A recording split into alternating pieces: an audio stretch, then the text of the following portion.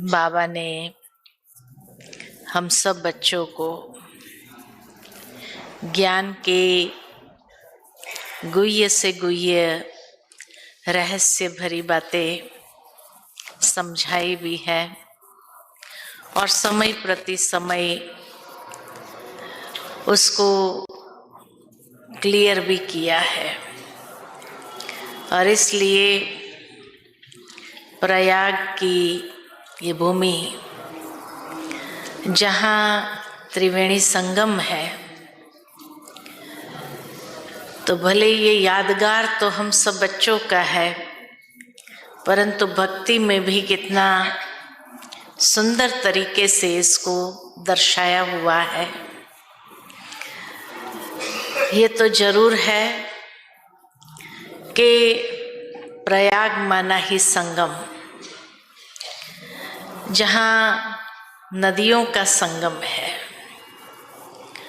और जिस संगम का इतना महत्व है, वैसे तो कई नदियों का संगम होता है। उत्तराखंड में भी जब हम गए थे तो वहाँ पर भी गंगा के अंदर कितनी नदियाँ मिलती गई और हर संगम को उन्होंने प्रयाग कहा है। प्रयाग नाम दिया, चाहे उसके साथ वहाँ स्थान का नाम भी जोड़ दिया, लेकिन इस प्रयाग को कहा प्रयागराज है, राजा है जैसे। और उसका विशेष महत्व जो मेरे समझ के हिसाब से है कि यहाँ पर गुप्त सरस्वती साथ में जुड़ती है। जैसे कहा नदियों का संगम तो कई जगह हुआ, लेकिन फिर भी उसका इतना महत्व नहीं जितना इस संगम का महत्व है। और वो भी इसलिए नहीं कि गंगा जमुना मिल रही है, लेकिन शायद इसलिए महत्व है क्योंकि गुप्त सरस्वती नीचे से बह रही है। क्योंकि जब माउंट आबू के अंदर भी कई लोगों ने सैटेलाइट पिक्चर लिए, तो वहां पर भी एक गुप्त सरस्वती बहती है पहाड़ों के नीचे से। और जब गुप्त सरस्वती बहती है, वो बहते बहते बहते जहां नीचे शांतिवन के मानसरोवर के पास जो नदी है, उस नदी में एक स्थान पर उसका संगम होता है। और इसलिए चाहे इतने हजारों भाई बहनें आते हैं सारी सीजन में, और कहीं पर भी पानी की दिक्कतें हो जाती है, लेकिन बाबा के घर में अभी तक पानी की दिक्कत नहीं हुई, क्योंकि जिस कुएं में से पानी मिलता है वो गुप्त सरस्वती उसी कुएं में जाके समाती है। ये सैटेलाइट पिक्चर है। दुनिया ने माना है कि पहाड़ों के नीचे ये गुप्त सरस्वती बहती है। भावार्थ ये कि ये प्रयाग के संगम का भी इसलिए महत्व है क्योंकि यहाँ पर भी गुप्त सरस्वती नीचे से बहती है। और गुप्त सरस्वती माना ही ज्ञान की देवी, तो ये ज्ञान का महासंगम है। गंगा जमुना के साथ ज्ञान का संगम है। तो इसीलिए ये विशेष महत्व रखती है।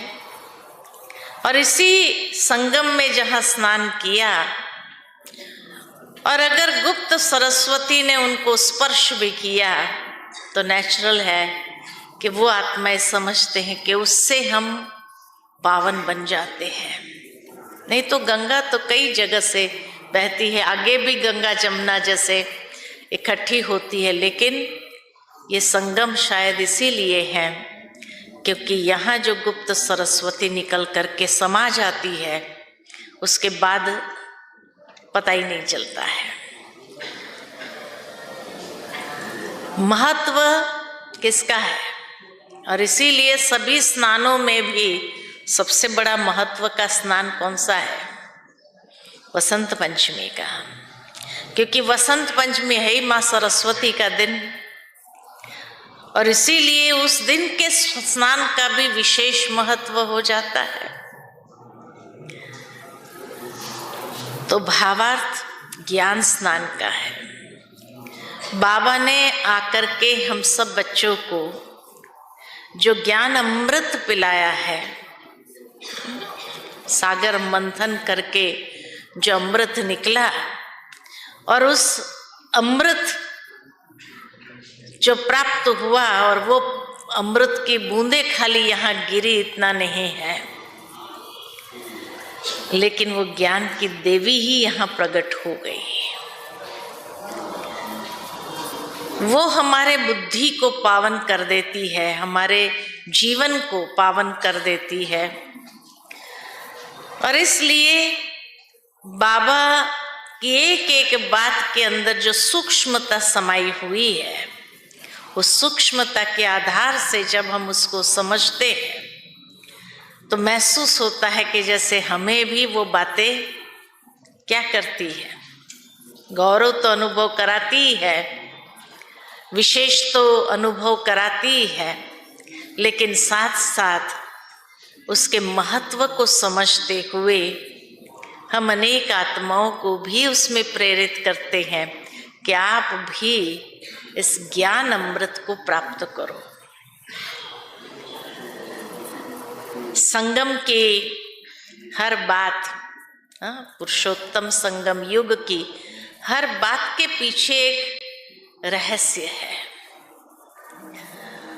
और इसीलिए भक्ति में भी उस रहस्य को महत्व देने के हिसाब से स्थूल में उन्होंने ऐसा त्योहार बना दिया या ऐसा महत्व दे दिया उस चीज को रियलाइज कराते हुए हमें भी कि सचमुच बाबा ने ये पुरुषोत्तम संगम युग में हम सभी का संगम जो हुआ है बाबा के साथ में, इस संगम में कितना कल्याण है कि हम पुरुष में से उत्तम पुरुषात्मा इतनी उच्च बन जाती है, इतनी महान बन जाती है, तो ये आत्मा परमात्मा के संगम का महत्व है। और इस बात में जो है इन्होंने कहा अध्यात्म और आस्था का संगम। अध्यात्म और आस्था, रास्ते में जब हम आ रहे थे तो एक जगह बोर्ड पढ़ा कि ये संगम किस चीज का है, तो अध्यात्म और आस्था का संगम का है।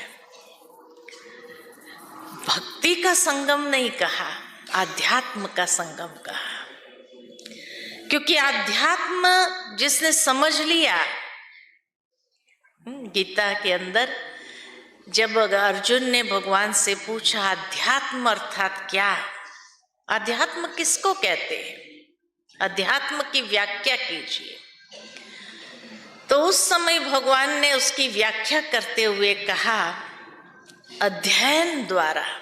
अध्यात्म शब्द अध्ययन से निकला है, तो अध्ययन द्वारा कौन सी चीज का अध्ययन, आत्मा और परमात्मा के ज्ञान का अध्ययन। तो आत्मा और परमात्मा के ज्ञान के अध्ययन से जिसने स्वयं की इंद्रियों के ऊपर अधिपत्य को प्राप्त किया उसको कहा जाता है अध्यात्म। माना वो शक्ति है, ज्ञान की शक्ति है, जिसने आत्मा और परमात्मा के ज्ञान का अध्ययन किया, यानी इतनी सूक्ष्मता को उन्होंने प्राप्त किया, अनुभव किया कि उससे सहजता से अपनी सर्व कर्मेंद्रिय के ऊपर अधिपत्य को प्राप्त कर लिया, यानी स्वराज्य अधिकारी बन गए। तो ऐसा अधिपत्य जिसने प्राप्त किया उसी का नाम तो अध्यात्म है। तो यहां जो संगम है आध्यात्म और आस्था का संगम है। भावार्थ ये कि जिसने आस्था रखी उस अध्ययन में, उस ज्ञान में, और उस ज्ञान के आधार से अपने जीवन में उस अधिपत्य को प्राप्त कर लिया, नेचुरल है, उसी का संगम है ये। बाबा ने हम बच्चों को ज्ञान अर्थात हमारा विवेक को जागृत किया और उस विवेक के आधार से हमने ज्ञान को हर तरीके से यथार्थ समझा। विवेक युक्त बुद्धि की कसौटी से उस ज्ञान को अच्छी तरह से समझा अध्यात्म के माध्यम से। दूसरा है योग। योग माना ही भावना। तो जहां भावना और विवेक का बैलेंस है जीवन के अंदर, उसी का नाम तो जीवन कहेंगे। यथार्थ जीवन तो वही है जहां भावना और विवेक का संगम है। तो ज्ञान और आस्था का संगम, अध्यात्म और आस्था का संगम माना ज्ञान और योग का संगम है। और इस ज्ञान और योग के संगम से ही हमारा जीवन कितना सुंदर बन जाता है, पवित्र और योगी बन जाता है। यही कहने का भावार्थ तो था। ज्ञान और योग को इतना जीवन के अंदर शामिल करना है, उतना सुंदर तरीके से उसको जीवन में आचरण में ले आना है, जो जीवन ही अनेकों को बाप दादा का साक्षात्कार कराए, परमात्मा का साक्षात्कार कराए। तो ज्ञान और योग का ये महत्व है, ज्ञान और योग का ये संगम है। जीवन के अंदर बाबा ने हम सब बच्चों को कोई भी चीज की अति करने के लिए नहीं कहा है, या एक साइड में जाने के लिए नहीं कहा है, इम्बैलेंस करने के लिए नहीं कहा है। कहीं पर भी इसलिए ये नहीं कहा गृहस्थ छोड़ दो, नहीं, गृहस्थ में रह करके करो, कमल फूल समान बनो, गृहस्थ में रह करके बनो, छोड़ करके बनो, ये नहीं कहा।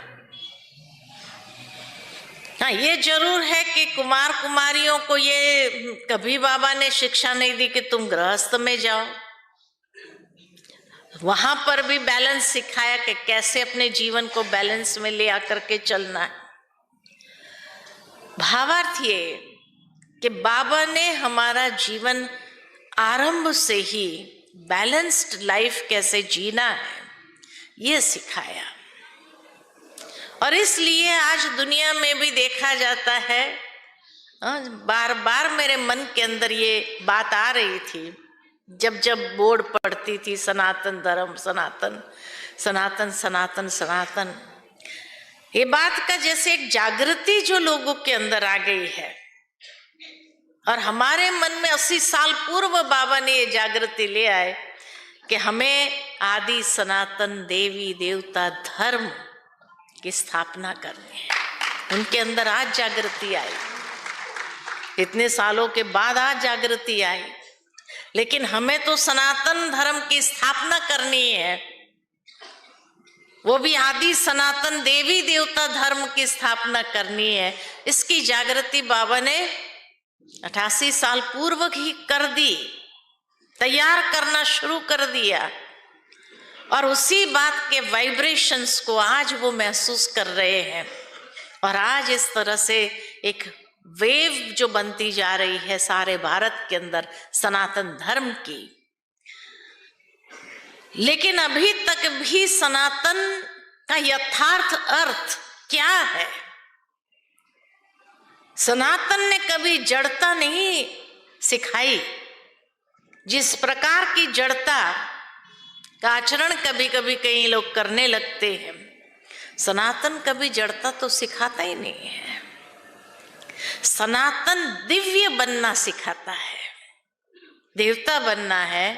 अगर सनातन धर्म या आदि देवी देवताओं का धर्म है तो दिव्यता लाना सिखाता है। ये दिव्यता जो हमारी वास्तविक कल्चर कहे, हमारी वास्तविक संस्कृति कहे, ये सनातन सिखाता है। और इसलिए जहां एक सनातन का प्रवाह चल पड़ा है, लेकिन जैसे कहा, जब कई लोग नहीं समझ पाते हैं तो जड़ता में भी आ जाते हैं। सनातन हमें अहिंसक बनाता है, सनातन हमें दिव्य बनाता है, सनातन हमें सशक्त करता है इन दिव्य धारणाओं से। ये हमारी सनातन संस्कृति है। जो दैवी गुण है, दैवी गुणों से हमें सशक्त करता है, इसको कहते हैं सनातन। इसीलिए जीवन के अंदर इस सनातन को स्थापित करना, अपने धारणाओं में, आचरण में, जीवन में, मतलब ही जीवन को ऐसा दिव्य गुणों से संपन्न कर दे। लेकिन ये प्रवाह भी इस तरह से हमें संसार के अंदर जागृति लाते हुए फैलाना है। सनातन के प्रवाह को तो उन्होंने पकड़ लिया, लेकिन सनातन क्या सिखाता है, सनातन के आचरण की व्याख्या क्या है, उसको भी तो वो समझे। कि भले हम कहते हैं सनातन, लेकिन सनातन ओरिजिनली सत्यता से जुड़ा हुआ है। कहते हैं ना, सनातन सत्य है, माना उसको कोई काट नहीं सकता है। तो बाबा ने हमें सनातन सत्य स्वरूप को कैसे अपने जीवन के अंदर विकसित करना है, ये हमें सिखाया। कि सनातन अर्थात वो सत्य स्वरूप को उजागर करो, जो दिव्य स्वरूप है उसको उजागर करो। और इसलिए जब दुनिया में अगर ये प्रवाह अगर फैलने लगा है, तो आने वाले समय के अंदर हमारे लिए आसान हो जाएगा, क्योंकि परमात्मा प्रत्यक्षता इसी सनातन के आधार से होनी है। कि सनातन सत्य, वो परमात्मा कौन है। तो वो सत्यता हमारे हर आचरण के अंदर, हमारे हर कर्म के अंदर, हमारी हर धारणा के अंदर, वही तो परमात्मा को प्रत्यक्ष करेगा। इसीलिए जीवन बहुत सुंदर बनाते जाए, जो अपने आप वो जीवन प्रत्यक्ष करे कि क्या है वास्तविकता, जिसके कारण हरेक के लिए आसान हो जाए कि नहीं, जीवन हो तो ऐसा हो, जीवन हो तो ऐसा हो। अब आने वाले समय के अंदर तो सहजता से लोग जुड़ना चाहेंगे सनातन के साथ। क्यों जुड़ना चाहेंगे? मैं सोच रही थी कि जिस तरह से दुनिया के अंदर पहले के समय में जब कोई समाज सेवी संस्था होती थी, जैसे रोटरी, लायंस, इतना अच्छा समाज के लिए कार्य करते थे, लोग ऐसी संस्थाओं के साथ जुड़ना चाहते थे। आज भले वहां पॉलिटिक्स बहुत हो गया, लेकिन एक समय था जब ऐसी प्रतिष्ठित समाज सेवी संस्था के साथ लोग जुड़ करके अपने आप को गर्व समझते थे, महसूस करते थे। आने वाले समय में लोग हमसे जुड़ना चाहेंगे। क्यों? क्योंकि दुनिया की एकमात्र संस्था है जहां चरित्र का निर्माण होता है, जो सनातन सत्यता सिखाता है, और सत्यता की परिभाषा भी सूक्ष्म स्तर तक ले जाए, ऐसी बात जो सिखाता है। तो अपने आप को निष्कलंकित सिद्ध करने के लिए भी वो जुड़ेंगे अपने साथ, कि भाई ऐसी चरित्र निर्माण जहां हो रहा हो, इतनी पवित्रता जहां अपनाई हुई हो, सत्यता जिसने अपनाई हुई हो, ऐसी संस्था के साथ जुड़ना भी हमारे लिए गर्व है। ये गर्व महसूस करेंगे, इसलिए जुड़ना चाहेंगे। अपने आप को निष्कलंकित सिद्ध करने के लिए वो हमारे साथ जुड़ना चाहेंगे।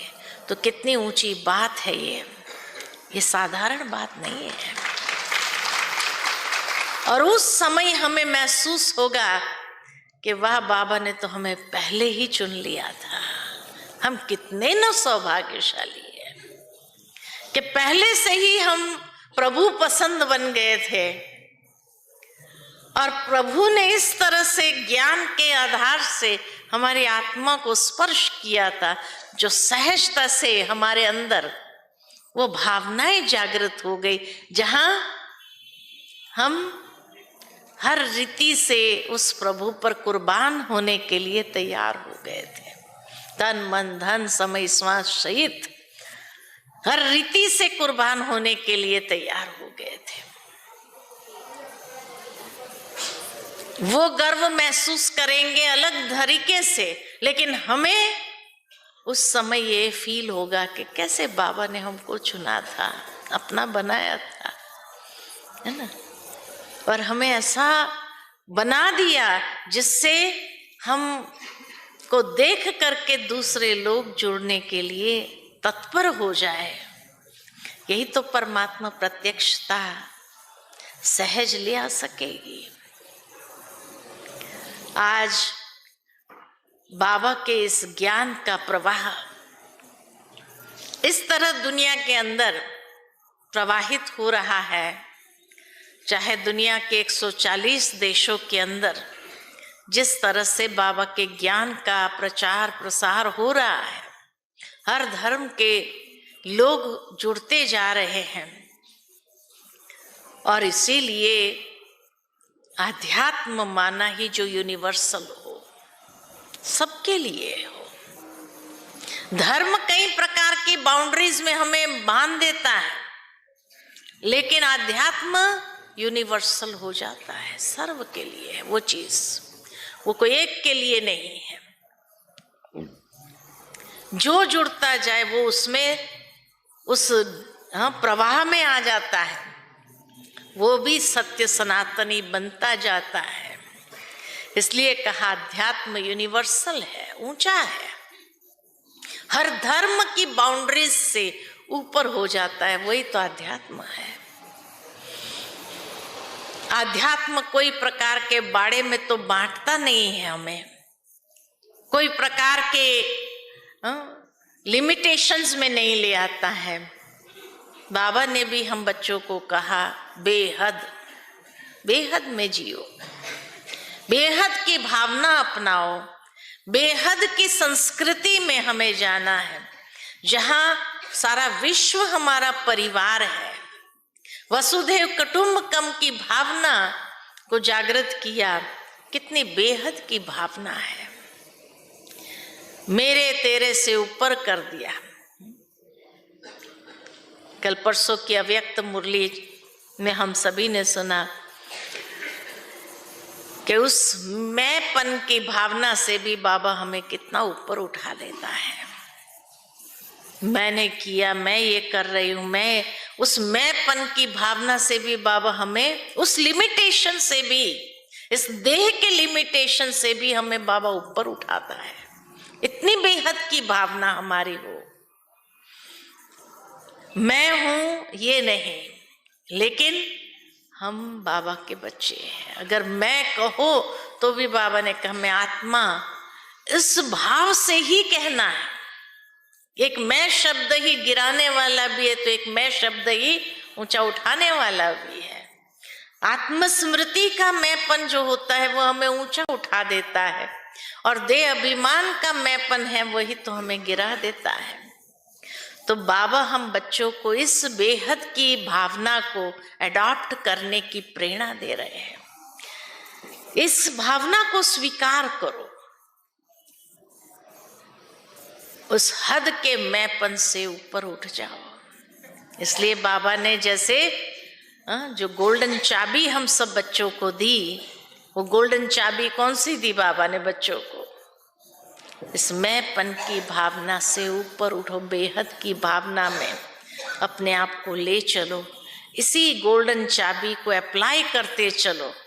और जितना ये चाबी हमारी अप्लाई होती जाएगी उतना ही महसूसता होगी कि सचमुच हम कितने न सौभाग्यशाली, हमारी दृष्टि, हमारी वृत्ति, हमारी कृति, हमारी भावनाएं, हमारे विचार, हर चीज स्थूलता से ऊपर उठ गए, हद से ऊपर उठ गए।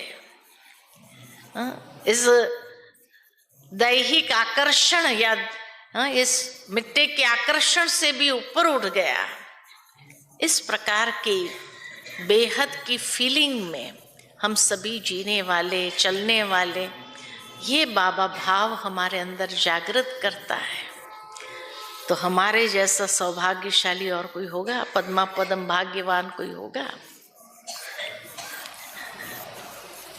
और इसीलिए इस भूमि पर ये जो इतना बड़ा यादगार है, ये महाकुंभ जो कहा भाई 144 साल के बाद जब आता है, वास्तव में यही प्रकट करता है कि वो जो सनातन की लहर है वो इस महाकुंभ के द्वारा सारे विश्व के अंदर फैलनी है। और उसी के आधार पर बाबा की प्रत्यक्षता होनी है। बाबा हम बच्चों को समय का इशारा तो देते ही रहते हैं कि बच्चे अभी समय बहुत तीव्र गति से आगे बढ़ रहा है, और इसलिए तीव्र गति के समय के साथ जब आगे बढ़ना है तो हम सब बच्चों के अंदर भी ये भावनाएं तीव्र गति से विकसित हो। यही हमें बाप समान बनाएगी, यही हमें अनेक प्रकार की जो लिमिटेड बाउंड्रीज है उससे ऊंचा उठा करके संपूर्णता, या जिसको कहे और फर्श से उठाकर अर्श निवासी सहजता से बना सकती है। फर्श माना आकर्षण, खिंचाव, तो वो मैंपन का खिंचाव जो है उससे ऊपर अर्श निवासी अव्यक्त फरिश्ता स्वरूप हमारा सहजता से बन जाए। जब इस मैंपन की भावना से, मेरेपन की भावना से हम ऊपर उठ गए तो इतनी सारी आत्माएं फरिश्ते रूप में जब देखेंगे तभी तो दुनिया की आत्माएं भी देखती रह जाएंगी और कहेंगे अच्छा ये सब फरिश्ते बन गए। तो ये हमारे पुरुषार्थ के संपन्नता की ओर आगे बढ़ने के लिए ड्रामा अनुसार रिवाइज कोर्स की मुरलियां भी ऐसी चल रही है। बस यही सिंपल सी बात बाबा जैसे बार बार हम बच्चों का भिन्न भिन्न तरीके से अटेंशन खिंचवाते हैं, बच्चे मैं और मेरेपन से मुक्त हो जाओ। कितने तरीके से बाबा इस बात को हमारे सामने ले आते हैं कि बच्चे इस बात के ऊपर अभी विशेष हमारा ख्याल जाना चाहिए ताकि हम सहजता से इससे ऊपर हो सके। क्योंकि अभी अगर अटेंशन नहीं दिए इस मैंपन और मेरेपन तो नेचुरल है कि वो हमें क्या करेगा, ऊपर उठने ही नहीं देगा, संपूर्णता की ओर हमारी यात्रा कंप्लीट करने नहीं देगा। जो सर्वगुण संपन्न 16 कला संपूर्ण हमें बनना है तो उसके लिए उस आखिरी महाकुंभ में भी जाकर के शामिल होना होगा कि नहीं होगा। यहाँ तो शामिल हो गए, लेकिन उस महाकुंभ में जहां से फिर बाबा कहेंगे चलो अभी वतन अपने परम धाम का गेट खोलने के लिए बाबा के साथी बन जाओ, वहां से तो जाना है ऊपर आगे। कितने बाबा के बच्चे जा रहे हैं, संपन्न हो रहे हैं, ऊपर पहुंच रहे हैं। और फिर बाप दादा के साथ परमधाम का गेट खोलेंगे और गेट खोल करके पहला नंबर उस उल्टे वृक्ष में जा करके सेट हो जाएंगे। जो लाइट का बाबा के पास में परमधाम में जो सिजरा है उल्टे वृक्ष का, उस सिजरे में जाकर बाबा के समीपता का जो स्थान है उसको प्राप्त कर लेंगे। तो इसलिए उस महाकुंभ में भी हमें शामिल होना है और साथी बन करके जाना है, बराती बन करके नहीं जाना है, शिव के साथी बन करके ऊपर जाना है। ऐसी संपन्नता, संपूर्णता हमें यहाँ अपनी बनानी है। उसके लिए आज जो बाबा ने मुरली में कहा, एक ही बाजी बाबा ने सिखाई। कौन सी बाजी सिखाई? अशरीरी होने की बाजी बाबा हम बच्चों को सिखाते हैं। बाकी तो बाजियां बहुत सीखी, इस दुनिया की कलाबाजी बहुत सीख लिया, लेकिन अब एक बाजी ही हमें उद्धार करेगी, हमें मुक्ति, जीवन मुक्ति या गति सदगति देंगी, और वह है एक सेकंड में अशरीरी होने की बाजी। जिसने सीख लिया वो सहजता से ऊपर हो जाएगा। बाबा ने आज अशरीरी होने के लिए कहा बाजी। मेरे को बड़ा अंदर में आया कि कलाबाजी तो बहुत सीख लिया इस दुनिया की, बहानेबाजी भी बहुत सीख लिया। बाबा हमेशा कहते बच्चों को एक बाजी बहुत अच्छी आती है, बहानेबाजी बहुत अच्छी आती है, लेकिन अब बाबा ने अशरीरी होने की बाजी, एक बाजी हमें सभी बाजियों से मुक्त कर देगा। और अशरीरी माना ही उस मैंपन के भाव से ऊपर उठ जाना, तभी तो अशरीरी बनेंगे, नहीं तो अशरीरी कैसे बनेंगे। आज बाबा ने बहुत सुंदर ये बात कही कि बच्चे थी भले एक ही लाइन, लेकिन एक लाइन के अंदर पूरा सार समाया हुआ था कि भाई इस ज्ञान का, पुरुषार्थ का सार क्या है। ये बाजी हमें सीखनी है कि एक सेकंड में कोई भी परिस्थिति आए, कोई भी बात आए, एक सेकंड में हम अशरीरी होने के अभ्यासी हो जाए। उसके लिए कितनी बार हमें प्रैक्टिस करते रहना पड़ेगा दिन भर में भी कि मैं अशरीरी आत्मा हूँ, भ्रुकुटी में विराजमान एक श्रेष्ठ आत्मा हूँ, पवित्र आत्मा हूँ, और उसी रूप से अनेकों को देखते जाएंगे। हर कर्म करो तो उसी भावना के साथ कर्म करे, तब जाकर के ये अशरीरीपन की बाजी हमारी प्रैक्टिस रूप में आ जाएंगी। और इतनी प्रैक्टिस मजबूत हो जाए जो जैसे कहे कि सहजता से वो तीर लगा सके दुनिया की आत्माओं को भी। ये बहुत अच्छा मौका है जब अनेक भाई बहनें आते हैं, प्रदर्शनी समझाते हैं, और उस समय बीच बीच में ये प्रैक्टिस हमारी हो जाए कि मैं अशरीरी आत्मा हूँ, और उस आत्मा को भी देखे कि ये भी अशरीरी आत्मा है, उस रूप में उसको देखे तो कैसे तीर लगेगा। बाबा तो कहते ही आपके यही बाजी अनेकों को तीर भी लगाएंगी, रियलाइजेशन भी देंगी, और अनेक रूप से संपन्न भी करने के लिए प्रेरित करेगी।